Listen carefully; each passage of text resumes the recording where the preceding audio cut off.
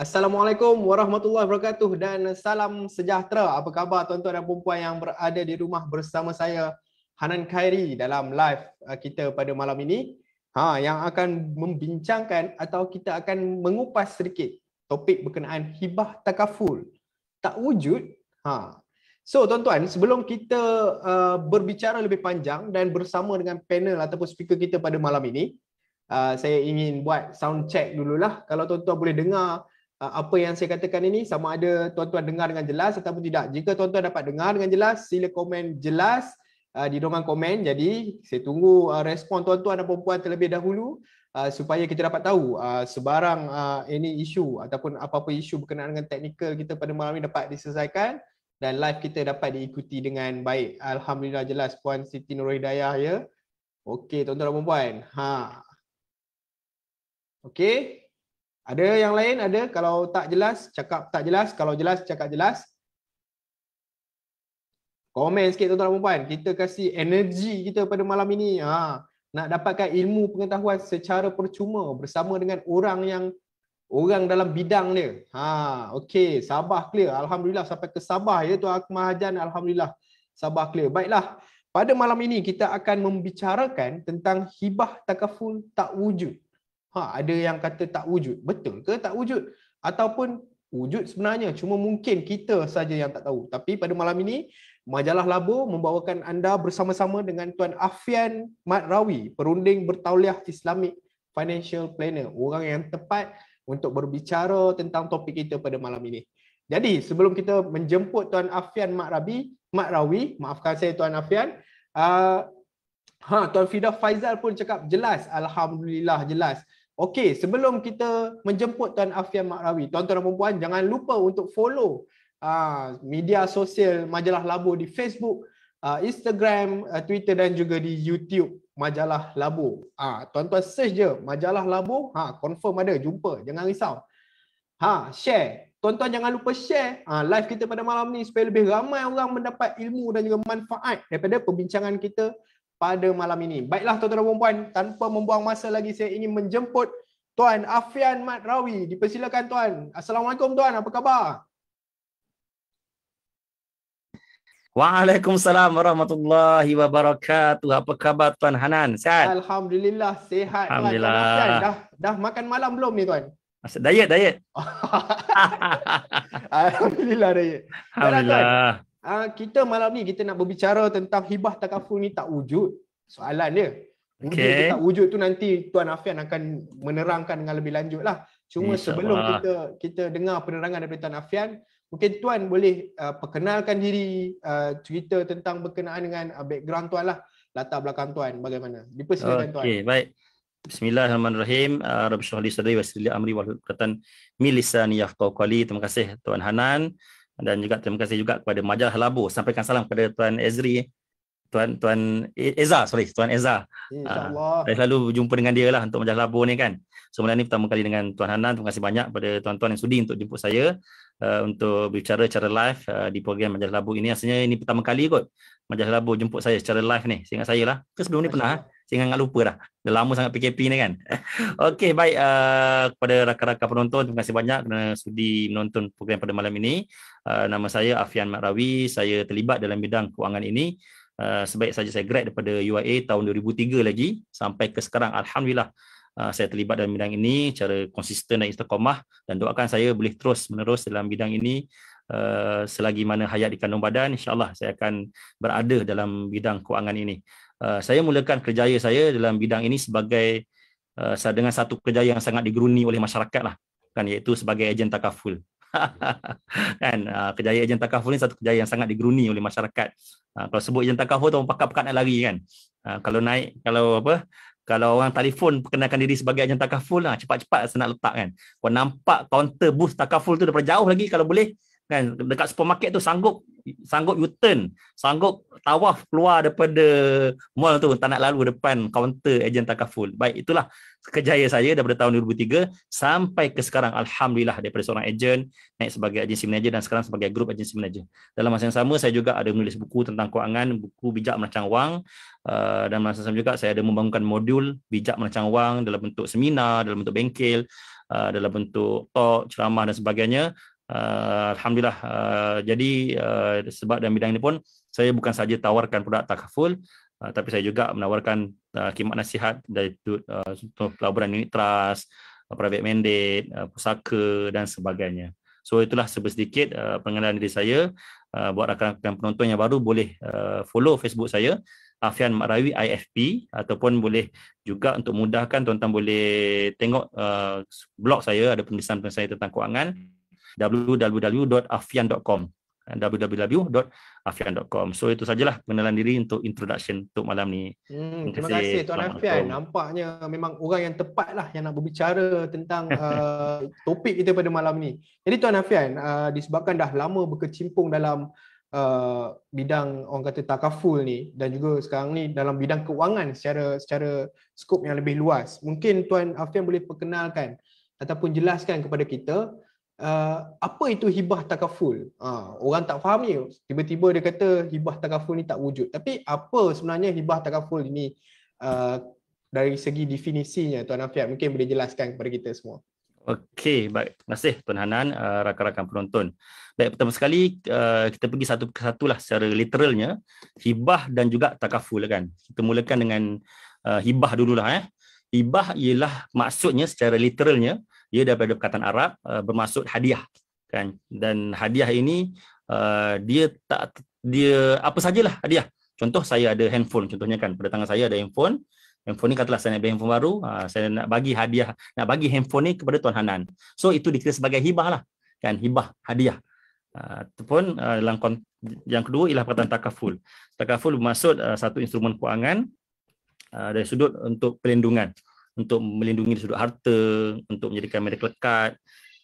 Ada juga disebut sebagai takaful keluarga, takaful hayat dan sebagainya. Jadi bila sebut tentang hibah takaful ini, tuan-tuan dan puan-puan semua, adalah satu proses pembahagian harta pampasan takaful. Dan ia bukan satu-satunya kaedah, tapi ia sebagai salah satu pilihan yang ada untuk pembahagian harta pampasan takaful apabila berlaku kematian. Baik, tuan-tuan, dan perkataan hibah takaful ni agak popular, saya ingat saja sejak tahun 2018-19 macam tu. Apabila IFSA diperkenalkan, iaitu Islamic Financial Services Act, Akta Perkhidmatan Kewangan Islam 2013 lagi sebenarnya akta ini. Cuma dikuatkuasakan sepenuhnya beberapa tahun selepas itu, apabila semua syarikat takaful dan juga bank tertakluk di bawah akta ini untuk menggantikan. Contohnya kalau sebelum ini dulu ada akta takaful 1984 tak silap saya, akta takaful, dan kemudian bila adanya IFSA, Akta Perkhidmatan Kewangan Islam ini, dia menggantikan akta takaful yang sebelum ini. Baik, sebenarnya sebelum daripada wujudnya Akta Perkhidmatan Kewangan Islam ini, dah pun hibah dalam produk takaful, tapi tidak menyeluruh. Hanya ada beberapa syarikat saja. Seingat saya masa itu ada 2 syarikat yang ada menawarkan hibah ke atas produk takaful, iaitu Takaful Ikhlas dan juga MAA Takaful. Itu seingat saya lah, kalau saya salah mungkin ada rakan-rakan ejen yang di sini boleh betulkanlah kalau ada fakta yang tersilap. Baik. Kemudian apabila IFSA diperkenalkan tahun 2013, maka mulalah buka kuasanya IFSA kepada syarikat-syarikat takaful. Dan daripada situlah kita nampak ada satu peluang dan ruang untuk memberi pampasan kematian dalam bentuk hibah. Kalau sebelum itu, option yang ada dalam borang takaful disebut sebagai penama. Penama. Hibah pun penama juga, cuma dia spesifiknya penama hibah. Okey, baik. Apa beza penama ni, kalau dalam bahasa Inggeris dia panggil sebagai nominee. Penama, penamaan. Dan 2. Kalau bila kita ambil polisi takaful contohnya dengan manfaat kematian 1,500,000 contohnya, ataupun 200,000, 100,000, tak kira lah berapa pampasan tersebut. Jadi selepas kita meninggal, pemilik takaful itu meninggal, pampasan itu diberikan mengikut hasrat pemilik. Dia boleh pilih sama ada penama ataupun hibah. Jadi daripada situlah wujudnya istilah hibah takaful. Hibah takaful bukan produk sebenarnya. Hibah takaful bukan produk. Tak ada nama satu produk tu namanya hibah takaful. Tidak.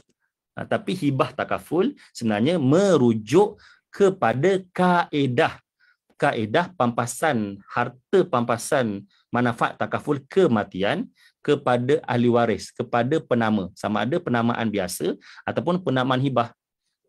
Itu dia. Dan sebenarnya ada kaedah lain selain pada penamaan biasa, selain pada hibah, ada satu lagi dipanggil sebagai absolute assignment. Itu antara tiga kaedah pembagian harta pampasan takaful manfaat kematian ni yang popular lah. Tapi yang paling popular sekarang ni hibah.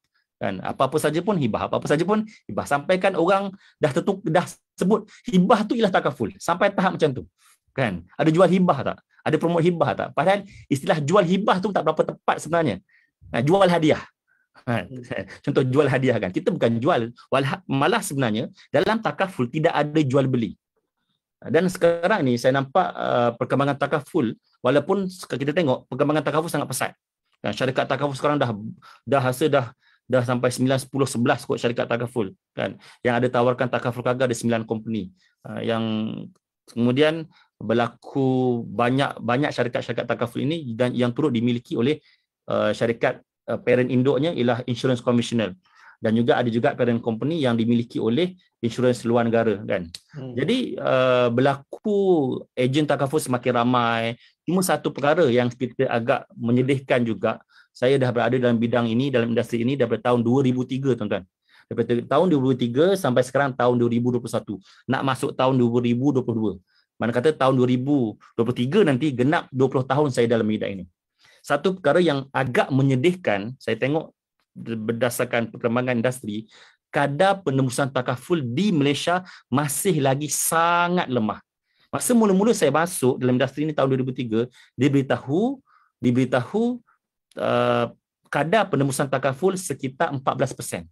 Hari ini saya baru cek 2 minggu lepas, saya cek report MTA, Malaysian Takaful Association, 16%. Mana kata dalam tempoh hampir 20 tahun baru 2% meningkat. Kan, baru 2% meningkat, walaupun kita nampak ramai ejen takaful, ramai orang promote hibah takaful dan sebagainya, tapi kadar penembusan takaful di Malaysia masih lagi sangat lemah. Kalau kita berbandingkan dengan negara jiran Singapura contohnya kan. Di Singapura 200% kadar penembusan insurans, di sana insurans lah, tak ada takaful. Kan, mana kata siap rakyat di Singapura tu purata memiliki 2 polisi contohnya. Tapi kalau di Malaysia, kadar penembusan Insurance Commissioner lebih kurang 50%, kadar penembusan takaful hanya sekitar 16%, masih lagi lemah. Jadi berbalik pada soalan tentang adakah wujudnya, tentang apakah hibah takaful, pertama sekali tuan-tuan kena aware bahawasanya hibah takaful bukanlah nama produk. Ia adalah satu kaedah, salah satu kaedah pembahagian harta pampasan manfaat kematian yang dibagi kepada waris. Macam tu. Dia bukannya produk. Dan selain pada hibah takaful, selain pada hibah boleh juga dibagi dalam bentuk lain, penamaan biasa dan sebagainya. Dan hibah takaful bukanlah segala-galanya, tapi hibah takaful banyak ada manfaat dia. Wallahu a'lam. Baiklah, terima kasih Tuan Afian. Orang kata satu penerangan yang orang kata agak detail, lebih mendalam tentang maksud hibah takaful tu. Cuma kalau saya boleh ingatkan semula tuan-tuan dan puan, hibah takaful ini bukanlah satu produk, tetapi ianya adalah satu kaedah pembahagian harta pampasan. Betul ya Tuan Afian? Ya betul. Manfaat takaful. Cuma tadi Tuan Afian bercakap berkenaan dengan data 14% pada 20 tahun yang dulu, 16% sekarang yang orang yang mengambil hibah ataupun ada hibah ataupun takaful ini. Pada pandangan Tuan Afian, kenapa di Singapura contohnya, Tuan Afian kata tadi 200%, maknanya seorang tu dah boleh ada 1 ataupun 2. Mereka mungkin bukan takaful sebab mereka ada insurans, tetapi di Malaysia, kenapa nilai kita begitu rendah? Adakah ini disebabkan oleh orang kata kesedaran orang kita sendiri ataupun bagaimana ni Tuan Afian? Okey, baik. Terima kasih Tuan Hanan, satu soalan yang cukup menarik. Saya first kali apa yang saya kongsikan ini untuk jawab soalan mengapakah perkara itu terjadi. Saya hanya boleh berikan sekadar saya punya pandangan berdasarkan pemerhatian saya. Tapi berdasarkan hujah-hujah saya lah. Cuma benda itu tidaklah ada satu report rasmi. Kenapa? Sebab benda ni memang kalau untuk secara officialnya memang kena rujuk pada Bank Negara selaku badan yang mengawal selia industri takaful dan juga kewangan Islam di Malaysia ini. Baik. Okey. Kan? Okey, setelah saya terlibat dalam bidang ini lebih kurang 18 tahun, hampir 9 tahun depan insya-Allah 19 tahun. Sebelum masuk tahun 2023 tu segenaplah 10 tahun saya dalam bidang ini. Saya melihat antara sebab kenapa kadar penembusan takaful masih lagi bagi saya sangat lemah lah kan. Walaupun kerajaan dah ada macam-macam strategi, Bank Negara dah ada target. Dan sebenarnya antara kenapa indikator penembusan takaful dan insurans ini sangat penting sebab ia adalah satu penanda aras bagi negara maju. Negara maju kan, sebab Malaysia memang menuju ke negara maju. Jadi salah satu indikator dalam ciri-ciri negara maju ialah kadar penembusan insurans dan juga takaful lebih kurang 80% kata saya. Tu kena tengok baliklah. Mana kata contohnya kalau tuan-tuan ingat dulu kan wawasan 2020, ingat tak kan wawasan 2020 adalah salah satu impian negara kita untuk mencapai tahap negara maju. Untuk mencapai tahap negara maju. Jadi salah satu cirinya ialah selain pada bangunan, selain pada ekonomi, selain pada itu ni, salah satu cirinya ialah kadar penembusan. Sebab tu kalau tengok dekat Jepun 600% tuan-tuan. 600%. Dekat Singapura ni bukan 200%, 250%. Tinggi. Dekat Taiwan 210%. Kat Malaysia sekarang ni kalau campur insurans dengan takaful lebih kurang 40 ke 50% macam itulah. Baik. Kenapa benda ni berlaku? Pertama sekali disebabkan kesedaran sebenarnya. Dan disebabkan kesedaran di kalangan rakyat Malaysia terhadap kepentingan takaful. Terhadap kepentingan insurans itu sendiri. Dan tak ramai orang yang betul-betul rasa takaful ni penting, insurans ni penting. Dan kenapa benda itu berlaku? Kita tak boleh salahkan pelanggan. Kita tak boleh salahkan masyarakat semata-mata. Ini pandangan saya secara peribadi. Mungkin apa yang saya sebut ini mungkin sedikit menyinggung rakan-rakan dalam industri, mungkin sedikit menyinggung di kelompok pengguna kan. Baik. Pertama, saya nampak puncanya kenapa ialah disebabkan masyarakat kurang kesedaran. Kan? Sebab kalau tengok kadar penembusan handphone, kadar penembusan handphone, saya tengok satu statistik tu dia buat comparison. Pemilikan handphone, pemilikan komputer peribadi, pemilikan kereta, sampailah pemilikan takaful insurans ni kan. Yang paling tinggi ialah handphone. Handphone ni puratanya rakyat Malaysia ni memiliki 2 handphone seorang. kan berbanding. Maknanya bukan kita nak cakap takaful lebih penting pada handphone, kita salahkan pengguna, bukan. Cuma saya nak bagi tahu tentang betapa rendahnya kan betapa rendahnya kesedaran orang ramai tentang takaful itu terutama. Yang kedua kita tengok juga ni, saya ambil dari aspek penduduk dulu. Yang kedua kalau tengok memang dari sudut statistiknya, dari sudut isi rumah di Malaysia ini, dia saling berkaitan lah. Mana kata bukan kadang-kadang mungkin juga berlaku bukan orang tu tak nak ambil takaful. Tapi dengan duit yang dia ada, dia utamakan dulu untuk sediakan makanan, minuman makanan di rumah, dan nak suap anak makan. Yes, of course lah yang tu lebih penting. Kan? Takkanlah semata-mata nak ambil takaful menyebabkan anak isteri kebeluran. Betul tak kan? Mana kata kadar dia panggil istilah dia wang boleh guna tu kan, daripada gaji bulan-bulan tu dah habis untuk benda lain. Dah habis untuk kepentingan asas dah. Dah tak ada baki dah untuk fikir simpanan. Dan sebenarnya benda ni kalau tuan-tuan tengok bukan sekadar takaful saja. Dari sudut perancangan simpanan sendiri pun di Malaysia sangat-sangat lemah. Kan? Sebab baru ni keluar, bukan baru ni lah, 2-3 tahun lepas sebelum pada PKP tu dah keluar dah statistik tentang rakyat Malaysia yang mampu sediakan wang 1,000 kalau berlaku kecemasan hanyalah 20% saja. Kan? 20%, bayangkan 80% tak ada pun wang simpanan 1,000 dalam akaun, bayangkan.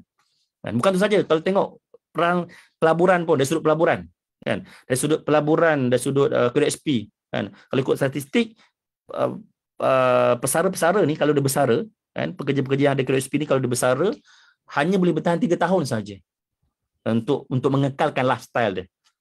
Selepas bersara, manakala tanpa sebarang income, gunakan wang persaraan semata-mata, hanya boleh bertahan 3 bulan saja. Sebab kita tengok 3 perkara ni, takaful, simpanan dan juga pelaburan.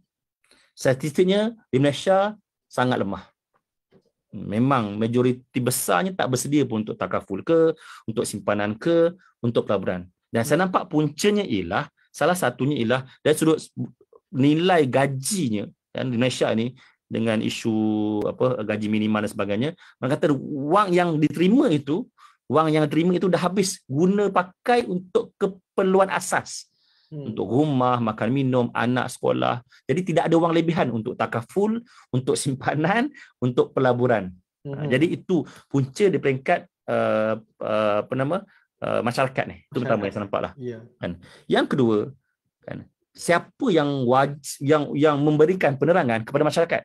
Siapa yang memberikan penerangan kepada pengguna? Tak lain tak, bukan ialah ejen. Kan? Tak lain tak, bukan ialah ejen. Jadi yang kedua, saya nampak pun ini satu isu juga, mungkin bila saya sebut ni mungkin sedikit menyinggung rakan-rakan dalam industri takaful, iaitu tentang macam mana ejen memberi kesedaran itu kepada pelanggan. Kan? Sejauh mana ejen-ejen takaful ini memberi kesedaran yang betul kepada takaful. Tentang takaful kepada masyarakat.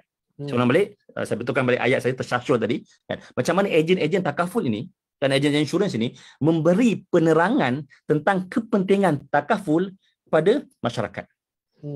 Kan? Kat situ pun dah timbul sedikit isu. Kan berapa ramai orang dok komplain, takaful penipu. Kan? Masa promote janji-janji macam-macam, tapi bila nak claim susah. Dan masa promote kata pelaburan, kata simpanan, tapi bila cek dalam akaun berapa ratus je. Kan, contoh bayar bulan-bulan 100 dah bayar 5-6 tahun, dah beribu-ribu bayar, tiba-tiba cek simpanan 200-300 je. Kan? Mana itu kata simpanan, itu kata pelaburan. Itu juga menyumbang, dia ada kaitan simbiosis antara pengguna dan juga ejen tadi. Sebab syarikat takaful menyediakan produk. Yang memasarkan produk yang jumpa pada masyarakat ialah ejen-ejen tadi. So, sejauh mana ejen memberi penerangan kepada masyarakat, kepada pengguna. Sebab itulah tuan-tuan, kalau kita tengok dari sudut perancangan bank negara, makin lama makin ketat tau. Dengan balance scorecard-nya, dengan macam-macam peraturan-peraturan, salah satunya untuk melahirkan ejen-ejen yang profesional. Namun saya nampak, walaupun company dah makin banyak, ejen-ejen dah makin banyak, tapi kadar penembusan masih lagi statik. Dan mungkin satu lagi puncanya ialah, sebab saya nampak saya dah 18 tahun dalam industri, saya tengok kan ejen lompat daripada satu company kepada satu company. Lompat daripada satu company lompat kepada satu company. Dan bila benda tu berlaku, kadang-kadang ada segelintir ejen yang mengajar klien ajak sekali kan. Contoh mula dekat company A. So dia promote lah company A. Macam-macam lah puji company A ni. Dan lepas tu dia klien-klien dia ramai. Lepas tu dia lompat company B. Bila lompat company B, dia pun kutuk company A tadi yang ditinggalkan tadi kan, dia ajak pula yang klien-klien daripada company A tadi pindah kepada company B, lepas tu dia pindah pula company C buat benda yang sama. Nampak tak? Itu juga satu perkara yang menjadi cabaran lah kan dalam industri takaful ni. Kenapalah tak berkembang-kembang ni takaful ni kan? Ejen makin ramai kan. Dan kadang-kadang saya tengok ejen takaful ni banyak mempromosi gaya hidup. Kan tunjuk kereta, kan tunjuk rumah, tak salah sebenarnya kan ada kereta ada rumah, tu masing-masing punya hak lah kan, nak tunjuk rumah, nak tunjuk kereta. Tapi kita pasalkan takaful, sepatutnya kita ceritakan keindahan takaful. Apa kepentingan takaful? Kalau peniaga nasi lemak, of course dia tunjuk nasi lemak dia kan. Peniaga apa lagi? Peniaga handphone dia tunjuk handphone kan. Peniaga apa lagi? Peniaga bag, dia bagi kereta kan. Kita bukan peniaga kereta, peniaga kereta of course lah tunjuk kereta kan. Kan. So kita sebagai peniaga dalam bidang takaful ini, sebagai ejen, kita kena tonjolkan keindahan takaful tu untuk masyarakat, bukan untuk kita kan. Sekarang kan saya tengok ada segelintir lah, mungkin tak ramai sebenarnya kan. Tunjuk kereta besar, tunjuk rumah. Saya faham dia nak rekrut lebih ramai ejen kan, tapi benda-benda itu dipandang slight oleh masyarakat kan, dan memberi implikasi yang negatif juga kepada industri takaful itu sendiri kan. Dan dari situlah timbul ejen takaful nak promote janji manis dan sebagainya, lepas tu bila nak claim susah contoh kan. Dan bila claim tak dapat bentuk dia akan jadi viral. So bila dah viral mulalah kan kata takaful penipu dan sebagainya. Saya sebenarnya tuan, saya tertarik dengan tuan punya penerangan tadi berkenaan dengan satu kesedaran masyarakat yang kedua kesedaran ataupun cara ejen itu menerangkan isunya kepada pelanggan. Cuma tuan, saya ada pengalaman ketika dengan ejen takaful lah. So basically kawan-kawan saya ramai juga yang menjadi ejen takaful. Ada setengah daripada diorang yang sekadar menerangkan secara surface. Maknanya kita di sini mungkin tak faham, melainkan kita membuat bacaan sendiri. Ada seorang lagi ejen ni dia menerangkan secara, orang kata secara dasar, mendalam tentang itu. Contoh macam saya ambil hibah produk, ada satu produk hibah 100 ribu contohnya, perlindungan sekiranya saya mati ke apa, ada perlindungan 100 ribu. Jadi itulah apa dia kata macam mana prosesnya selepas itu, dan saya nampak secara jelas, gambaran yang jelas. Sebab sebelum ni kita mungkin nampak hibah takaful ataupun takaful ini sekadar nampak medical card saja. Sebenarnya jujurnya saya di universiti dulu, saya memang tahu medical card sahaja berkenaan dengan takaful ni. Tapi bila dah keluar ke alam, ke dunia nyata, ke dunia kerja ni, banyak input-input berkenaan dengan hibah takaful ni. Jadi tuan, kalau tuan cakap berkenaan dengan kesedaran tu, mungkin kita minta Tuan Afian sedarkan sikit masyarakat kita hari ni. Kita faham dengan keadaan kos sara hidup yang tinggi. Kalau kita tengok harga barang pun dah, harga sayur pun dah naik, yang terpampang di Roti pun naik. Roti gardenia, ini naik, ikan naik. Macam-macam naik. Gaji pula tak naik-naik ataupun cukup-cukup makan saja, seperti mana yang Tuan Afian cakap tadi. So apakah sebenarnya kepentingan? Orang tak nampak pentingnya hibah takaful ini dalam kehidupan mereka. Jadi apakah kepentingan hibah takaful ini kepada kita semua? Tuan Afian boleh jelaskan? Okey, baik, terima kasih Tuan Hanan. Saya tarik bila Tuan sebut tadi, kalau dulu Tuan Hanan ingat takaful ini medical card. Kan? Yes, memang betul. Sebelum popularnya hibah takaful, memang medical card takaful sangat popular. Sangat-sangat popular kan. Sikit-sikit medical card. Dan ejen agresif mempunyai medical card ni. Kan? Dan malah kadang-kadang bila pelanggan tak ambil medical card, ada ejen, rugi lah ambil takaful tapi tak dapat claim. Mati saja baru boleh claim. Kan? Ambillah medical card. Waktu hidup kita boleh claim. Baik. Dan benda tu akhir sekali makan diri balik apabila segelintir ejen yang dulunya mempromosi medical card, the condemn company lain contohnya, and the condemn medical card standalone contohnya, masa tu dia promote, masa tu popular, masa tu saya ingat lagi tahun 2009 kan, medical card ni ada dua jenis. Satu medical card standalone, satu medical card rider. Apa beza dia? Medical card rider ni, medical card standalone ialah medical card yang medical card semata-mata. Kan, medical card rider pula yang combine dengan basic product yang ada tambahan-tambahan manfaat lain, dan harganya selalunya lebih tinggi sikit dan dia ada cash value. Kan? Masa tu ramai ejen-ejen dok condemn medical card standalone ni, mengatakan medical card investment link lagi baik sebab dia ada cash value, sebab ada saving dan harga tak naik. Tapi apa berlaku selepas tak sampai lebih kurang 5 tahun, harga medical card naik. Kan, yang standalone pun naik, memang daripada awal orang tahu naik. Tapi yang satu lagi tu, yang medical card rider ni, yang tak sangka pun naik, tiba-tiba naik. Tiba-tiba naik juga. Sampai selepas pada itu, bila harga medical card naik ni, mulalah orang bising. Klien bising, ejen bising. Dan ejen pun terkejut. Masa dia belajar dulu, katanya tak naik harga. Bila tengok 2-3 tahun naik harga. 4-5 tahun naik harga. Jadi menyebabkan ejen-ejen mula mengubah strategi daripada medical card kepada hibah takaful. Satu sudut, hibah takaful ni satu produk yang bagus, satu konsep yang bagus lah dalam takaful ini. Dia jauh lebih baik daripada kita tak ada takaful langsung kan. Baik, saya ceritakan sedikit cara umumnya fungsi takaful secara umum dulu. Sebelum saya jawab, apakah fungsi hibah takaful secara spesifik? Okey. Secara umumnya tuan-tuan dan puan-puan semua, takaful ni fungsinya ada 3. Ada 3 fungsi takaful dan 3 fungsi ini tidak ada pada produk-produk kewangan yang lain. Maksud saya tidak ada pada unit trust, tidak ada pada wasiat, tidak ada pada simpanan bank, tidak ada pada produk kredit card, tidak ada pada mana-mana produk-produk lain yang ada dalam pasaran produk-produk kewangan. Sebab setiap produk ni ada fungsi masing-masing. Kan, bank ada fungsi dia.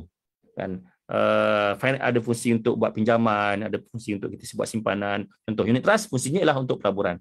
Jadi untuk takaful fungsinya 3. Dan 3-3 ini berkaitan dengan perlindungan, protection. Okay. First ialah untuk income protection.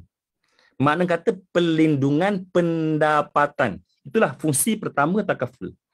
Contohnya, katalah sekarang income kita 5,000 contohnya. Ataupun income kita 5,000. Ini saya contoh saja, contoh kasar, income 5,000. Sebab kalau 5,000 ni di KL masih lagi dikira sebagai B40 lah kan, di KL ni 5,000 ni kan. Contoh income 5,000 kan. Income 5,000 setahun 60,000. Betul? Tiba-tiba berlaku 3 musibah besar, iaitu kematian, lumpuh dan sakit kritikal. Tuan Hanan, agak-agak kalau berlaku 3 musibah, salah satu daripada 3 musibah besar ni, apa jadi? Tak pada kehidupan. tak bekerja. Kan, tak boleh nak bekerja. 3 perkara ini kita panggil sebagai financial disaster, malapetaka keuangan, ataupun saya sebut sebagai 3D. Death, disable dengan disease, dread disease. Kematian, lumpuh dan juga sakit kritikal. 3 perkara ini kalau berlaku dalam hidup kita, maka kehidupan kita akan terus berubah 180 darjah. Kan, daripada boleh bergerak tak boleh bergerak. Daripada boleh bekerja tak boleh bekerja. Kan? Daripada hidup mati. Of course dia akan memberi kesan yang sangat besar pada diri kita dan juga ahli keluarga kita. Betul. Pada isteri kita, pada pasangan kita, pada anak-anak kita. Kan? Sebab apabila berlaku salah satu daripada 3 musibah ini, maka terputuslah pendapatan kita. Kan? Terputus pendapatan kita. Dah tak mahu nak bekerja. Kan? Dah tak mampu, bila tak mampu bekerja, maka pendapatan tak ada. Sebab itu tuan-tuan, apabila kita sebut tentang first fungsi takaful ini ialah income protection. Mana kata fungsi takaful untuk protect income ataupun kadang-kadang sebut sebagai income replacement, untuk menggantikan income tadi. Mana kata apabila berlaku kematian, contoh, ataupun berlaku sakit kritikal, lumpuh, kita tak boleh bekerja, tapi kita masih lagi ada income. Contohnya kalau orang tu gaji 5,000 sebulan, dia hanya allocatekan lebih kurang 5% daripada gaji dia. 5% mungkin lebih kurang RM500. RM500 ini untuk menyediakan satu plan yang boleh memastikan income dia at least 10 tahun ada. Kan? Mana kata kalau income dia setahun 60,000, dia ada 600,000 untuk manfaat kematian, 600,000 untuk manfaat lumpuh, mungkin 600,000 untuk manfaat sakit kritikal. Jadi kalau berlaku kematian pada dia, maka waris ataupun dia sendiri dapat, contoh kalau berlaku sakit kritikal, dapat lamsam 600,000 untuk survive selama lebih kurang 10 tahun yang akan datang. Mana kata taklah hilang terus punca pendapatan. Hilang punca pendapatan tapi digantikan oleh pampasan manfaat takaful tadi. So itu fungsi pertama takaful. Okey. Fungsi kedua takaful kita panggil sebagai debt settlement. Untuk penyelesaian hutang. Contoh kita beli rumah ada hutang, kita beli kereta ada hutang, kita ada hutang PTPTN contohnya, kita ada hutang itu hutang ni. Jadi dengan takaful tadi, kalau berlaku 3 musibah tadi, dapat selesaikan hutang piutang kita tadi. Sebab tu ada wujud yang panggil sebagai contohnya MRTT. Kan? Kadang-kadang juga HPRTT untuk hire purchase, untuk beli kereta. Mana kata kalau kita ada pinjaman, ada hutang dengan bank, hutang kereta ataupun hutang rumah, maka pampasan takaful untuk bayar baki hutang. Itu fungsi kedua takaful. Dan fungsi ketiga takaful ialah asset preservation, untuk mengekalkan aset. Itulah fungsi spesifik untuk medical card. Mana kata kalau kita masuk ke hospital, maka tak perlulah kita gunakan duit simpanan kita. Kita tak perlu keluarkan cash, tak perlu gadaikan rumah, tak perlu gadaikan emas kita. Kita boleh gunakan medical card untuk admission ke hospital. Jadi itulah cara umumnya 3 fungsi takaful. Baik, di manakah fungsi hibah takaful? Fungsi hibah takaful dalam yang pertama, iaitu untuk income protection. Mana kata kita ambil polisi takaful, kita letakkan nama isteri kita sebagai penerima hibah. Contoh, saya ambil contoh gaji kita 5,000 tadi. Katalah isteri kita suri rumah. Kalau kita tak ada, hilang punca pendapatan, agak-agak apa jadi pada isteri kita dengan anak-anak kita, anak yatim contohnya. Tentulah hidup mereka akan porak-poranda. Betul? Kan? Dah tak ada, kalau selama ni si ayah lah yang membanting tulang, yang bayar duit kereta, duit rumah, duit api air, duit sekolah anak, makan minum dan sebagainya. Isteri berada di rumah bekerja sebagai suri rumah. Tiba-tiba suami itu meninggal dunia. Isteri tadi hilang punca pendapatan. Hilang suami. Bukan setakat hilang suami, malah hilang breadwinner dalam keluarga tu. yang baik, yang sumber pendapatan keluarga tadi hilang. Jadi dengan adanya hibah dan dengan adanya polisi takaful yang dihibahkan kepada Balu tadi kan, maka Balu tadi akan dapat pampasan 600,000 sedemok. Jadi dia boleh survive selama 10 tahun. Jadi 10 tahun akan datang tak payah fikir dah nak pindah rumah, tak payah fikir nak jual kereta. Sebab apa? Sebab suami tadi dah sediakan dah. Walaupun dia kehilangan seorang suami, memang takaful tak dapat menggantikan seorang suami, tapi takaful besar nilainya pada diri seorang Balu. Betul. Kan? Yes, takaful tak dapat menggantikan seorang ayah, tapi takaful besar value-nya pada seorang anak-anak yatim tadi. Jadi dengan adanya pampasan takaful 600,000 yang dihibahkan tadi, dia boleh gunakan untuk survive dia. Tak perlu pindah rumah, tak perlu tukar sekolah, kan? Tak perlu kontrol selama ni di seri rumah, disebabkan suami dah tak ada, dia terpaksa pula kerja. Terpaksa buat kerja lain kan. Bayangkan seorang Balu yang kehilangan suami, tak ada apa-apa, terpaksa bekerja pula. Dan kadang-kadang sebab itulah mungkin terpaksa cari suami baru contohnya. Jadi dia tak fikir dah nak cari suami baru ke apa ke, tak perlu. Sebab suami yang arwah suami tadi dah sediakan satu polisi yang dah dihibahkan kepada dirinya. Itulah fungsi takaful, fungsi hibah dalam takaful untuk income protection. Kan? Kalau kita tengok fungsi kedua yang saya sebutkan tadi ialah debt settlement, penyelesaian hutang. Ini salah satu misunderstanding yang berlaku dalam masyarakat kita apabila dia menganggap hibah takaful untuk bayar hutang. Kan? Tuan-tuan, apa maksud hibah tadi? Saya dah sebut awal-awal tadi, hibah bermaksud hadiah. Okey, cuba tuan-tuan ambil satu situasi, kita bagi hadiah, contohlah, katakanlah saya bagi hadiah pada Tuan Hanan. Nah, Tuan Hanan, saya bagi hadiah RM100. Kan? Nah, Tuan Hanan, tapi Tuan Hanan boleh tak tolong bayar hutang saya? Saya ada hutang lah dengan kedai mamak tu, RM50. Boleh tak Tuan Hanan tolong bayarkan hutang saya? Apa perasaan Tuan Hanan? Saya bagi hadiah kat Tuan Hanan RM100, tapi saya suruh guna duit RM100 tadi untuk bayar hutang kedai mamak. Saya rasa sedih lah. Kan? Nampak tak berapa kena kat situ. Jadi begitu juga bila ada ejen yang promote hibah takaful untuk bayar hutang. Itu bukannya salah 100%, tapi dia kurang tepat untuk kita hibah dan kita suruh bayar hutang. Tuan-tuan, kalau kita nak bayar hutang, kita tak akan bagi hibah. Kaedah sepatutnya kalau kita nak buat untuk pembayaran hutang bukan melalui hibah dalam takaful. Yes, takaful tu boleh untuk bayar hutang, tapi bukan gunakan kaedah hibah. Kita boleh gunakan kaedah penamaan biasa. Kan, mana kata contohnya kita ambil pampasan RM100,000, kita tahu kita ada hutang kereta, hutang tu baki RM100,000 contoh. So kita ambil pampasan RM100,000 ni, kita jangan buat hibah. Kan, kita buat pampasan itu letak penamaan biasa atas nama isteri kita dan kita pesan dekat isteri kita, ini adalah untuk bayar hutang. Ataupun yang kedua, kita boleh buat absolute assignment. Apa maksud absolute assignment? Mana kata kita ambil polisi takaful, kita macam seolah-olahnya dah cadangkan kepada bank yang kita berhutang tadi. Kita bagi tahu bank, kita ada agreement, absolute assignment dengan bank, kita dah serah hak kepada bank. Kita serah hak kepada bank, polisi tadi, yang kita bayar bulan-bulan tadi, kalau berlaku kematian, pampasan tadi akan dibagi daripada syarikat takaful, bagi direct kepada bank yang kita berhutang tadi. Itu kita guna kaedah absolute assignment. Tapi bukan guna hibah. Sebagai contoh lah tuan-tuan, kita ambil satu situasi. Satu situasi, katalah suami dan isteri. Okey, suami dan isteri. Okey, suami tadi, dia beli rumah. Andaikan rumah tadi, dia tak ambil pun MRTT. Tak ada MRTT. Sebab kalau rumah harga contoh RM400,000, RM500,000, kadang-kadang bank tak wajibkan pun ambil MRTT. Sebab apa? Satu lagi sebabnya, sebab ada ejen rujuk dia ambil MLTT dengan dia. Ambil hibah takaful. So, suami tadi, dia pun ambil lah hibah takaful. Hibah takaful dengan niat untuk bayar hutang rumah. Kan? So, kemudian suami tadi, diceritalah pada isteri yang diceritakan pada isteri sayang dia yang abang dah beli rumah ini dan abang dah ambil polisi hibah takaful. Dan polisi hibah takaful ni abang letak nama ayang. Contoh dia cakap macam tu dekat isteri dia. Dan kemudian nak jadikan cerita langit tak selalu serah, husband tadi meninggal dunia. Kan?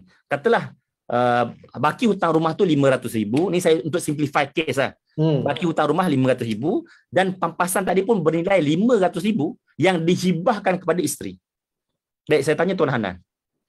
Katalah ni andaikan saja Katalah Tuan Hanan sebagai isteri. Tak apa saya bagi contoh macam tu. Kan? Boleh.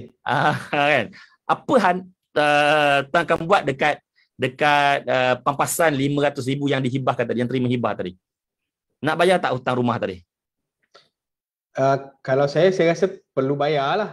Okey, baik. Itu normal. Orang akan jawab macam tu. Betul tak? Kan? Saya banyak kali saya kendalikan program pinjam merancang wang, seminar dan sebagainya. Bila saya bagi soalan macam tu, majoriti akan jawab, okey, bayar hutang. Sebab apa? Sebab suami dah pesan. Sebab apa? Sebab kita tak nak roh suami tadi tergantung, betul? Kan? Sebab dua sebab tadi, satu dah pesan, kan? Yang kedua, roh tergantung. Baik, kita tengok apa implikasi yang berlaku sekiranya balu tadi bayar hutang rumah gunakan duit hibah. Pertama sekali saya tanya soalan. So, rumah tu milik siapa? Saya tanya tuan. Rumah tu milik siapa? Asalnya milik suami. Siapakah? Apa dia? Okey. Asalnya milik suami. Okey. Tapi mungkin selepas kematian suami tu dia diberikan kepada isteri lah kot, kalau diberikan. Di sinilah timbul isu yang besar, iaitu apabila rumah tadi, yes, betul jawapan tuan, betul, rumah tadi ialah milik si suami, kan? Dan sekarang ini bila suami itu tidak ada, dah meninggal dunia, maka rumah itu jadi harta pusaka. Bila harta pusaka, berapa hak isteri? 1/16 kalau tak salah. 1/8. 1/8. 1/8 saja dari sudut faraidnya. Ataupun dia boleh tuntut harta perceraian lebih kurang 50%. Mana kata 50% plus 1/8 baki 50% lagi. Mana kata bukan 100% milik isteri. Dua senario hanya berhak 1/8 saja. Jadi 7/8 milik siapa? Terpaksa berkongsi dengan mak mertua. Kan, yang mungkin selama ni dia tak berapa baik, tak berapa ngam, mungkin dingin dengan mak mertua dia. Terpaksa kongsi dengan adik ipar kalau tak ada anak lelaki. Abang ipar, adik ipar. Bayangkan tuan-tuan, sekiranya dia gunakan duit hibah tadi untuk bayar hutang. Nampak tak implikasi dia yang berlaku sekiranya tak faham fungsi hibah takaful ini. Jadi kalaulah berlaku situasi macam tu dan dirujuk pada saya, katalah saya sebagai perunding, balu tadi datang jumpa saya selepas meninggal dunia suami tadi, dia tanya saya apa nak buat dengan duit tadi. Pertama sekali saya beritahu jangan bayar hutang. Bukan sebab tak nak bayar hutang, tuan-tuan. Kena clear ni. Bukan sebab nak menaya arwah suami, bukan. Tapi sebab nak jaga kebajikan balu dan anak-anak tadi. Bayangkan tuan-tuan, kalau dia bayar hutang rumah, tiba-tiba ahli waris buat tuntutan kat atas rumah tersebut. Nak cari rumah lain pula kalau tak dapat tuntut. Dan kemudian makan masa yang panjang pula. Lebih baiklah dia gunakan duit hibah tadi, kan, yang dah hibah pada dia, dah nama pun hibah, hadiah, dah jadi milik dia. Dia boleh gunakan untuk survival dulu, bukan untuk bayar hutang rumah. Dan katalah ada tuntutan pada ahli waris lain kat rumah tersebut, dia boleh ready untuk lepaskan, untuk selesaikan mahkamah, dan dia ada duit 500,000, dia boleh beli rumah baru mungkin gunakan 200,000 beli rumah yang lebih kecil untuk dia dengan anak-anak, bakinya boleh guna untuk survive, ataupun sewa rumah pun tak apa. Kan, itu lebih penting. Kan, bukan tak pentingkan arwah husband tu, kan, tapi survival yang masih hidup ni lebih penting, jauh lebih penting. Nampak tak? Jadi kalau dalam situasi tadi, saya akan galakkan, saya akan encourage isteri tadi supaya dia tak perlu pun bayar hutang rumah, dia boleh ready untuk perkara-perkara lain supaya tidak timbul pertikaian. Jadi tapi kalaulah okey, itu situasi. Kita ambil situasi pertama, kita patah balik pada situasi pada time si suami tadi nak beli rumah. Kan? Nak beli rumah. Katalah saya ejen dia. Kan, dia jumpa saya nak minta advice, saya baru beli rumah 500,000 ni, saya nak ambil hibah takaful untuk bayar hutang rumah, apa pandangan tuan? Okey, first saya akan advice supaya kalau betul nak bayar hutang rumah, jangan buat hibah, buat absolute assignment. Dan dalam masa sama kena prepare juga hibah untuk isteri, supaya kalau berlaku kematian ada pampasan untuk isteri tadi guna untuk survive sebagai fungsi income protection. Jadi nampak tak apa yang berlaku, apa yang akan berlaku sekiranya kita silap faham tentang fungsi hibah takaful. So itulah jawapan dia kepada soalan apakah fungsi hibah takaful sebenarnya. Benda ni mungkin kita tak rasa sekarang, tapi satu masa nanti setiap orang akan pergi dan benda ni akan berlaku kepada keluarga kita, orang-orang kita yang tersayang. Jadi tuan-tuan dan puan, penting untuk untuk kita faham berkenaan dengan hibah takaful ini yang mempunyai seperti yang Tuan Afian terangkan tadi, kita ada 3. Satu income protection, yang kedua debt settlement, dan seterusnya Preservation. asset preservation, ya. Pengekalan aset. Okey, Fungsi Tuan takaful Afian, tu 3 tu fungsi takaful. so kita ada soalan ni berkenaan dengan, sebab sebelum ni saya selalu jumpa ada ejen yang minta supaya tak perlu ambil MRTT terus buat hibah cover MRTT tu. Dia macam hibah itu adalah MRTT, tapi Tuan Afian jelaskan dengan begitu orang kata senang faham, jangan hibahkan tapi buat absolute assignment kepada hutang yang kita buat tu. Ada soalan daripada Puan Roza Idris, tapi persoalan tentang fungsi hibah takaful ini saya harap dapat menjawab soalan daripada Tuan Firman Shah sebentar tadi. Tuan Afian dah jelaskan dengan begitu jelas, begitu detail berkenaan dengan fungsi kedua-dua fungsi hibah takaful ini. Cuma mungkin soalan daripada Puan Roza Idris, ada perbezaan bayaran ke antara polisi penamaan biasa dengan hibah ni, Tuan Afian? Boleh jelaskan? Okey. Baik, terima kasih. Bagus soalan ni, kan. Sebab sekarang ni memang tak ramai orang aware tentang bahawasanya takaful ni boleh kita buat hibah dan boleh juga kita buat penamaan biasa. Sebab apa? Macam saya sebutkan awal-awal tadi, bila tentang isu kenapa kadar penembusan takaful tak meningkat, kita bukan semata-mata kita salahkan masyarakat, tapi sebenarnya macam saya ambil tanggungjawab sebagai ejen, mak kata saya tak buat kerja baik betul lagi. Saya sebagai ejen, sebagai group agency manager, mungkin saya tak cukup manpower lagi untuk sampaikan kepada masyarakat. Saya masih lagi belum ajar ejen-ejen saya untuk sampaikan kepada masyarakat. Kalau ajar pun mungkin tak cukup banyak lagi. Yang tak cukup ramai lagi ejen-ejen yang boleh sedarkan kepada masyarakat bahawasanya ada beza antara penamaan biasa dengan hibah. Dan tak semua benda, bukan semua polis takaful kita nak buat hibah. Kita bukan cakap hibah tu paling baik, bukan. Hibah adalah salah satu option. Kita ada option-option lain selain pada hibah. Baik. Dan sebenarnya dari sudut bayaran tak ada beza pun. Contohlah kita ambil polisi pampasan RM100,000 dengan syarikat A. Yang bayarannya RM100, ni contoh saja. Katalah umur kita dah 40, pampasan RM200,000, contoh kita kena bayar RM100 contoh. Kita buat hibah ke, kita buat penamaan biasa ke, ataupun kita buat kombinasi dua-dua ke, bayarannya sama saja. Tidak ada sebarang perbezaan pembayaran pun sekiranya hanyalah melibatkan produk itu sahaja. Okey. Untuk perbezaan bayaran memang tidak ada beza. Cuma, sebelum saya jawab cuma ni, pertama sekali, tak banyak produk yang ada boleh satu polisi boleh combine dua-dua, penamaan dan juga hibah. Tak banyak produk ada. Saya tak nak promote produk mana-mana lah, tapi kalau nak tahu boleh PM saya, boleh cari Facebook saya, boleh PM ke belakang lah, PM tepi. Sebab saya bukan datang malam ni nak promote mana-mana produk, mana-mana company, mana-mana ejen. Saya datang sebagai seorang konsultan untuk cerita penerangan pada tuan-tuan semua, dan tuan-tuan boleh cari nanti pada ni. Okey, baik. Kebanyakannya kena pilih. Sama ada nak pilih buat hibah sahaja ataupun penamaan biasa sahaja. Mungkin sebabkan itu ejen tak mampu nak menerangkan kepada pelanggan. Sebab ada juga produk yang boleh letak dua-dua. Contoh kita ambil RM500,000 contohnya. Dalam tu kita ambil contoh, katalah kita ambil, kita dah tahu kan gaji kita RM5,000 contohnya. Kan? So 10 tahun gaji RM600,000. Dalam masa yang sama kita ada ada hutang rumah RM400,000. Jadi kita ambillah polisi RM1 million. RM1 million mungkin bayaran sebulan ni contoh saja. Mungkin bayaran kalau masih lagi muda mungkin RM500 dah dapat dah RM1 million coverage. Jadi dalam polisi kita bahagi dua. RM600,000 untuk income protection, RM400,000 untuk bayar hutang. So RM600,000 kita buat hibah, RM400,000 kita buat penamaan biasa. Dua-dua letak nama isteri contohnya. Contoh kan, atas satu produk yang sama. Baik, yang ada beza perbezaan kalau kita buat absolute assignment. Dan itu pun tak banyak mana pun absolute assignment. Sebab yang perlukan hanyalah buat satu agreement ataupun dipanggil kontrak tu absolute assignment lah. Absolute assignment ni maksud bahasa Melayu dia ialah borang serahak. Borang serahak ni kita pergi stamping je, kosnya kos stamping je, stamp duty RM20-30 sahaja. Dan dalam tu dah tak terpakai hibah, tak terpakai penamaan biasa, dan ada 3 kopi. Satu pelanggan yang pegang, satu syarikat takaful yang pegang, satu lagi bank yang pegang. Cuma benda tu bergantung pada situasi lah. Kan? Dia ada satu lagi option.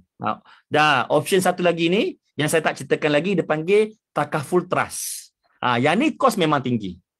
Takaful trust. Mungkin tuan-tuan tak pernah dengar sebelum pada ni. Takaful trust ni apa? Contohlah. Contoh katalah ni contoh selalunya takaful trust ni untuk orang yang ambil polisi 1 million ke atas lah kan.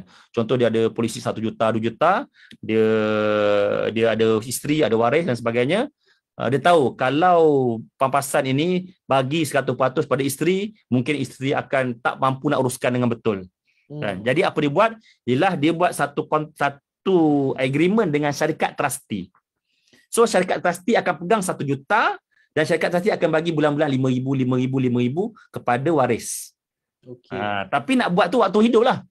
Dan itu ada kos, yang tu gantung pada syarikat trustee. Yang tu kos agak besar. Selalu saya akan advise kalau kes macam tu untuk pelanggan-pelanggan yang ada polisi 1 juta, 2 juta, 3 juta ke atas lah. Yang high net worth punya. Mungkin golongan M40 yang high ataupun T20. Kalau golongan marhin, M40, B40 ni taklah sampai ke tahap takaful trust tadi. Macam tu. Sebab kadang-kadang contohnya situasi isteri ambil takaful kan. Contoh dia tahu dia ada anak-anak tapi dia tak percaya sangat pada husband. Ini contoh saja dia tak percaya pada husband. Nak hibah pada husband kawan lain. Ini contoh saja, tidak ada kaitan dengan orang yang telah hidup ataupun yang masih mati. Kan? Jadi apa dia buat ialah dia buat trustee, buat trust takaful trust tadi, maknanya dia ambil polisi takaful dan dia buat agreement dengan syarikat trustee. Dia buat arah, maknanya bagi ada kos lah. Dia ada banyak kos sebenarnya. Memang agak mahal sedikit. Mana kata kalau berlaku kematian pada dia, wang tadi bagi 2,000 dekat anak sulung, 2,000 dekat anak kedua.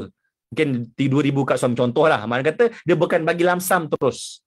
Yang tu sebab tu dia ada kos. Kan, sebab tu dia ada kos.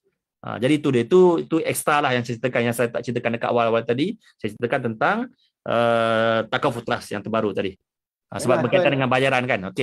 Okey Tuan Afian, kita ada lagi soalan. Kita dah masuk sesi soal jawab dengan kita punya penonton. Jadi tuan-tuan dan puan, kalau ada soalan ataupun kerunsingan berkenaan dengan hibah takaful ni, boleh ajukan soalan anda di ruangan komen di Facebook live kita dan juga di YouTube live kita. Nanti kita akan tanyakan terus kepada Tuan Afian. Baiklah Tuan Afian, ada soalan lagi berkenaan daripada Tuan Firman Shah. Fungsi kedua tu cover loan peribadi tak? Fungsi kedua ni mungkin dia merujuk kepada debt settlement tadi tu. So, adakah dia loan apa yang dia cover untuk debt settlement ni Tuan Afian? Baik, dia macam ni. Bila kita ada hutang kan, sebenarnya itu atas kita yang tentukan sama ada cover tak cover. Sebabnya contohlah, bila kita selalunya bila kita pergi dekat bank, selalunya yang ada cover, yang sedia package dengan cover selalunya hutang rumah saja. Dan hutang rumah saja dia panggil keluar ada MRTT, Mortgage Reducing Term Takaful. Kita beli rumah selalu dia akan packagekan. Selalunya lah, tapi kadang ada juga yang tidak. Dalam masa, kenapa? Sebab itulah banyak-banyak hutang, itulah hutang yang paling besar sekali. Kan? Tapi hutang-hutang lain jarang dia ada package tu. Hutang kereta, hutang personal loan, hutang credit card, kan, hutang PTPTN contohnya, hutang emas di bawah belayar, hutang budi di bawah mati. Baik. Jadi untuk hutang-hutang lain, so kitalah yang ambil takaful untuk cover. Mana kata nak cover tak cover tu kita yang tentukan. Contoh kita dah tahulah kita ada credit card baki 20,000. Hutang PTPTN masa belajar dulu ada 40,000 lagi kan. Sebab tunggu PTPTN tak masuk-masuk lagi ni. Dah tukar 3 kali kerajaan pun tak masuk-masuk lagi ni kan. Contoh kan. Kita tahu kita ada hutang kereta baki 50,000. Kita ada hutang rumah contohnya. Katalah hutang rumah kita dah MRTT. Tapi bila kita check coverage tak cukup. Sebab MRTT tuan-tuan, setakat ni tuan-tuan saya tak pernah jumpa lagi MRTT yang coveragenya cukup cover dari sudut tempoh dan cukup dan dari sudut coverage. Contoh kalau orang beli rumah 400,000 kan, dia ambil MRTT, bank dah sediakan sekali, ambil package sekali MRTT, masuk dalam financing. Tak pernah lagi saya jumpa tuan-tuan MRTT yang diambil itu cukup dari sudut coverage dan cukup dari sudut tempoh. Selalunya salah satu akan tak cukup. Contoh dia ambil 400,000, coverage cukup 400,000, tapi tempoh hutang 30 tahun. Tapi tempoh polisi 25 tahun. Ataupun tempoh polisi 30 tahun sama dengan hutang. Tapi coverage tak sampai pun 400,000, mungkin 350,000 saja. Jadi ada shortfall. Sebab apa tuan-tuan? Sebab kebanyakannya bila buat financing ni, orang dah habis duit banyak untuk keluar kos-kos awal, deposit dan sebagainya. Jadi bila sampai bak takaful tu tak banyak dah bajet. Jadi banker akan bagi ikut bajet yang ada sahaja. Sebab itu saya susah sangat jumpa MRTT cukup coverage. Jadi tuan-tuan kita tahu, hutang ni kita perlukan coverage lebih kurang 500,000 contohnya. Jadi kita ambillah polisi yang bernilai coveragenya 500,000 yang kita boleh boleh jadikan ia sebagai plan debt settlement kita atas kita.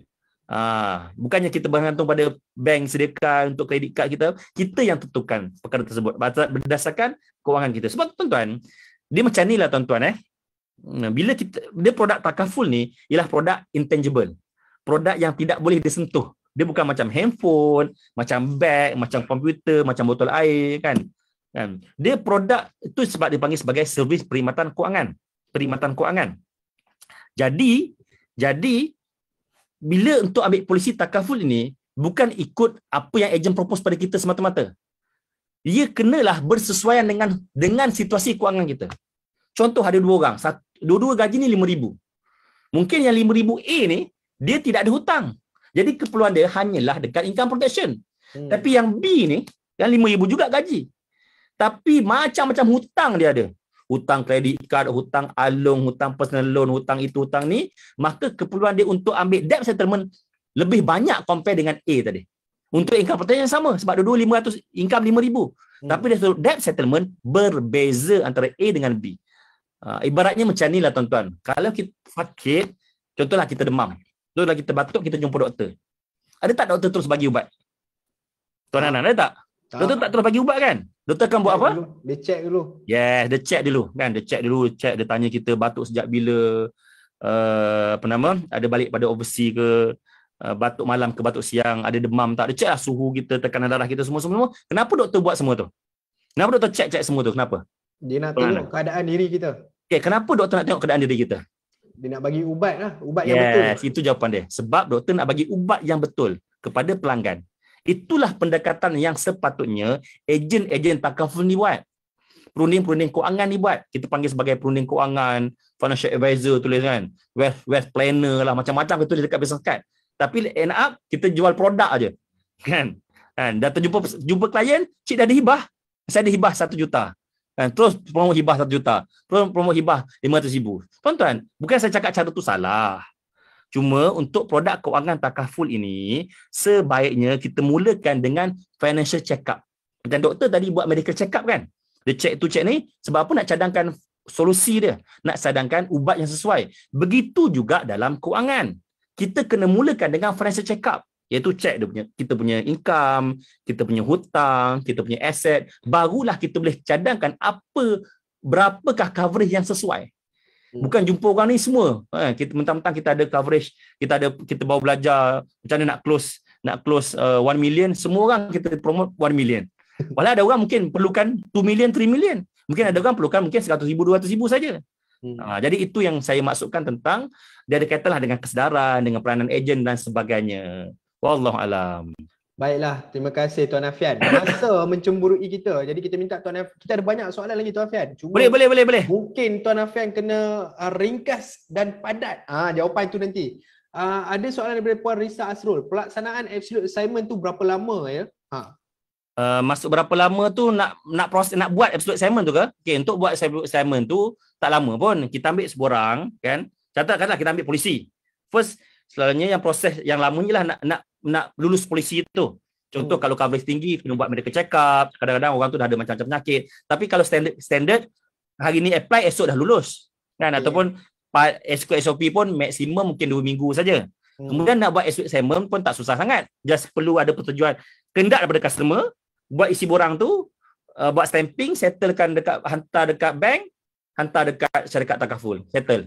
Tak susah mana pun. Mudah saja. Jawab ringkas dan padat ringkas dan padat. Daripada Puan Roza Idris, Tuan Afian, dia tanya, maafkan saya, apa yang saya faham, absolute assignment ni maksudnya kita boleh buat kendian-kendian selepas kita ambil takaful. Ya, betul. Dia macam ni. Dia okey, masa katalah ni saya ambil contoh lah. Katalah orang tu beli rumah kan. Kadang-kadang katalah kita nak ambil kita buat MRTT. Direct lah dia akan buat dengan bank, settle terus MRTT tu, dalam tu dah ada absolute assignment dah sebenarnya kalau buat MRTT. Tapi kalau kita tak nak ambil MRTT, nak buat sendiri yang kadang-kadang ejen panggil sebagai MLTT tu, kan? Yang tu bank akan bergantung pada bank. Kadang-kadang bank minta ambil polisi biasa dan ada absolute assignment kepada bank. Dan memanglah lepas kita boleh juga contoh polisi yang dia ada, kita buat absolute assignment kepada bank pun boleh. Contoh katalah kita dah ambil polisi lama ni. Lepas tu kita beli rumah, kita nak gunakan polisi tadi untuk buat asset assignment kepada bank. Tu boleh. Tu pun boleh juga. Tapi apa pun dia bergantung pada bank lah. Bergantung pada bank minta ke tak minta asset assignment tu. Saya selalunya saya kalau bank tak minta, saya tak advise saya klien untuk ambil buat absolute assignment.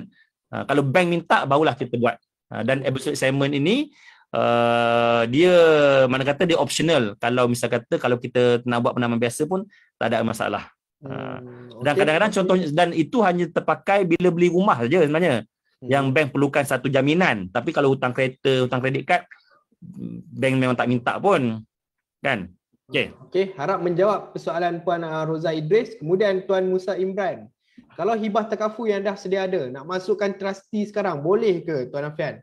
Yes, memang boleh pun. Mana kata just perlu jumpa dengan perunding pusaka yang mewakili, yang boleh dia arrangekan dengan syarikat takaful, dengan syarikat trustee kan. Sekarang ni ada banyak syarikat, contoh macam Salihin, contoh macam RHB Trustee, contoh macam Wasiah Shop kan, Amanah Raya pun boleh sebenarnya. Maknanya kata polisi dia ada, kita nak buat tu. Tapi akan ada kos-kos lain lah yang kita kena buat bayaran kepada trustee sebab dia menyediakan perkhidmatan tersebut. Kenapa benda ni sebagai satu option juga? Sebab trustee ni dia tak mati. Compare dengan contohlah kita buat hibah pada suami, hibah pada isteri. Mungkin suami mati dulu. Kan? Mungkin isteri mati dulu, kita tak mati lagi. Kan? Betul dia mati, kita terlupa nak ubah nama hibah tu. Tapi kalau kita nanti trustee, insya-Allah. Dan belum dengar lagi trustee tutup, trustee bankrupt dan sebagainya. Okey, ni saya rasa ini soalan terakhir yang daripada soalan rentetan daripada soalan Puan Risa Asrul tadi. Contohnya, jika ada coverage 1 juta dan nak ambil takaful trustee, berapa anggaran kasar kos untuk dibayar kepada trustee? Okey, baik. Pertama sekali saya bagi tahu terang jujur, saya cakap saya tidaklah semak semua syarikat. Saya semak syarikat ni berapa, syarikat ni biasa. Okey. Yang saya pernah tahu, saya tak sebut syarikat mana, tuan-tuan boleh semak sendirilah. Untuk buat agreement tu kos dia lebih kurang 2,400 contoh. Kan? Contohlah tapi one time cost lah untuk 2,400 tu. Yang mahalnya bukan nak buat agreement trustee tu. Yang mahalnya ialah selepas mati nanti. Selepas mati kan, contohlah kita setuju wang 1 juta ini kita amanahkan kepada syarikat trustee untuk dia laburkan, contohnya di instrumen, contoh letak dekat fixed deposit kan, contohnya, dan katalah fixed deposit itu setahun kita ambil 3%. Kan 3% bersamaan 30,000. So 30,000 ini bagi pada waris. Start tahun-tahun sekali, contohlah ni, saya ambil contoh mudah. Dalam masa sama, kos untuk trustee uruskan tu dia ada charge dia. Contoh kalau dia managekan 1 juta, dia ambil 0.1% ataupun 1%, saya lupa. Mana kos yang tu. So kita kena plan betul. Dan selalunya saya akan, kalau benda ni selalunya saya akan cadangkan kepada orang yang T20 lah kan, yang dia ada income yang besar, ada aset, jadi lebih sesuai sebab dia bukan akan trustee tadi, bukan setakat untuk takaful dia, untuk rumah dia, untuk yayasan dia dan sebagainya. Wallahu alam. Baiklah, terima kasih Tuan Afian. Terima kasih juga penonton-penonton Majalah Labu di YouTube dan juga di Facebook yang bersama kita pada malam ni. Banyak lagi soalan yang tak terjawab, tapi banyaklah soalan. Masa mencemburui kita. Cuma Tuan Afian, banyaklah soalan ni. Mungkin Tuan Afian boleh ini soalan last lah. Ada lagi soalan. Okay. Saya yang bergaji RM2,500 contohnya. Apa plan yang boleh saya dapatkan? Mungkin saya seorang yang masih bujang lagi. Apa plan yang saya boleh dapatkan, ataupun dalam hibah takaful ini berapa yang saya perlu komit setiap bulan kalau saya nak tak kisahlah apa-apa tujuan sekalipun, tapi berapa saya nak, tapi saya tak tahu, saya takut mahal. Macam mana tu Tuan Afian? Okey, dia untuk takaful ni selalunya saya akan advise maksimum 10% lah.